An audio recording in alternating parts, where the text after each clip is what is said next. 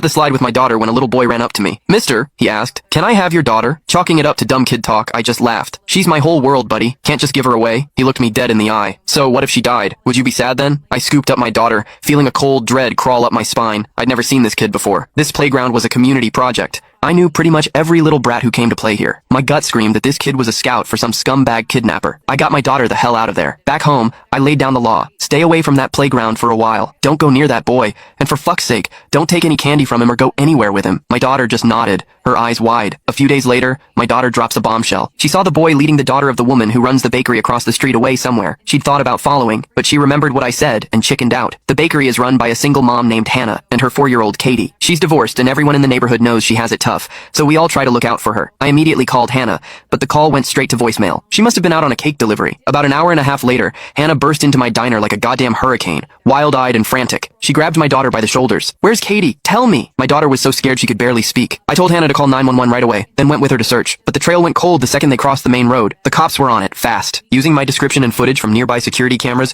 they found the boy that same night. His name was Leo. Leo swore up and down he hadn't taken Katie. His parents backed him up, lying through their teeth that their son had been home all day. The cops showed them the surveillance footage, blowing their bullshit story to pieces. That's when Leo, the little shit, finally mumbled, "I'm not 12 yet, so I don't have to go to jail, right?" Leo led us to a derelict construction site nearby and pointed to a small, freshly dug pit in the ground. "She's in there." The cops dug away the loose dirt and found a styrofoam cooler, the kind you get from Amazon deliveries. They pried the lid open. Katie was crammed inside, curled into a ball. Her eyes were wide open, her mouth slightly agape, her face a mask of pure terror. Hannah just fucking broke. She lunged at Leo, trying to tear him apart, but the cops managed to hold her back. The police had Leo recount the whole thing. His clarity, his step-by-step logic, sent a fucking icicle through my heart. Leo said he found the pit at the construction site and got the idea to bury something alive in it. First, he tried a stray cat, but it scratched its way out immediately. A failure. So, Leo switched his target to a kid. But the hole was too small, so the little psychopath tied 2 shoelaces together to measure the pit's dimensions. Whenever he found a potential target, he'd measure them with the shoelace first before trying to snatch them. He also said he only picked little girls. They were easier to control, and he added,